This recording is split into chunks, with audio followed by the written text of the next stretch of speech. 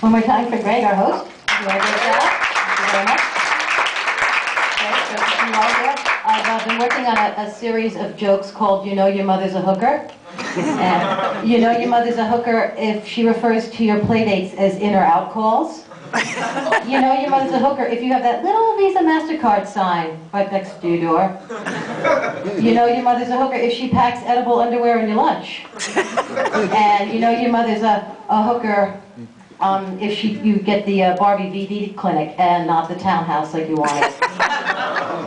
You also know your mother's a hooker if she charged you to nurse. And that's wrong. I think one of the most amazing things is that you can show up at a Gamblers Anonymous meeting shit-faced. They don't care. That's not their issue.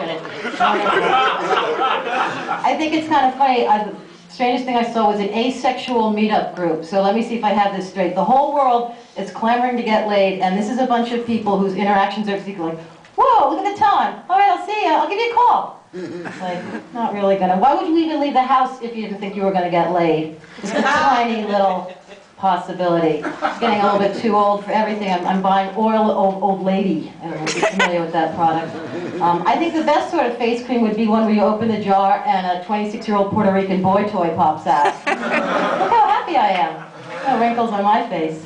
I did used to date about 1 million years ago, and you're trying to get to know people. If you tell me you're a poet, I'm just going to say, just say you're a drunk and save me 10 years.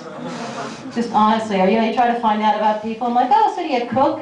And the guy's like, yeah, I don't really smoke crack anymore. Oh, that's nice, good. Honestly. Jokes sort of confused me. I went to a rave one time, and it took me 40 minutes to figure out how to put on my coat. Could not actually work a coat. Artificial substances confuse me a little bit too.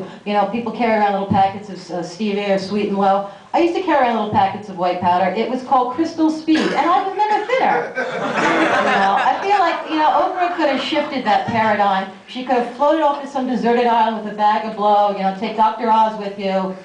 Honestly, they could have been happy dancing skeletons, but no, they wouldn't leave the landscape. I was a very lazy bulimic. I would just throw the food right into the toilet, just cut out the middleman altogether. I could not be bothered. People I've had it with, foodies. If you want to spend 45 minutes talking about baby arugula, you can do that. I will be in the next room fucking something. It's a bit too much. I mean, if you start doing some bondage and you have like 8 muffin tops, you might want to Google gym in your area. Or if you're wearing like a belly chain and a tow truck slides up next to you and takes the whole walk, you might want to cut the cake in half. I just tell people, well, those aren't stretch marks, it's a tattoo of rice pudding. Those aren't love handles, they're kink grips. And that keeps everybody right where I can see them, basically. I was a survivor of German parents. Actually, every day was sort of like an episode of Hogan's Heroes. You know you're in for it when you find a copy of Der Führer's Guide to Infant Care kicking around the house. It's not going to be a good day. Or imagine your parents name you Hansel and Gretel. Like every time you go out, you're like, I'll bring the breadcrumbs, you bring the flares. But we'll get home somehow. Germans were voted the least funny people on the planet. Whoever takes these votes, you got to figure even their fairy tales are grim.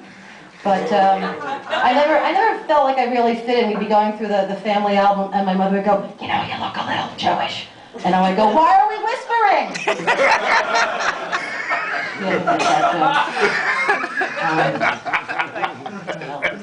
I have a small son. You're thinking, oh no. No, that's not the joke. And I like to read him a lot of fairy tales, and I always think what happens the day after Happily Ever After, if you could turn one more page. I sort of imagine Cinderella and the prince gets home, and she's looking around the castle. She's like, this place is a dump. Do you ever clean? And he's like, what was your name again? I don't have to know you, Or like Sleeping Beauty. I mean, clearly a meth head. She's not getting up. Snow White. I mean, she's living with 7 midgets. I've seen that video. We've all seen that video. Or even Goldilocks. I mean, what's the moral there? Bears are victims too. I mean, you figure this woman comes blasting in their house.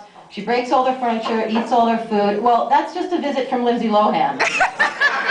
Thank you. You've been great. I appreciate it.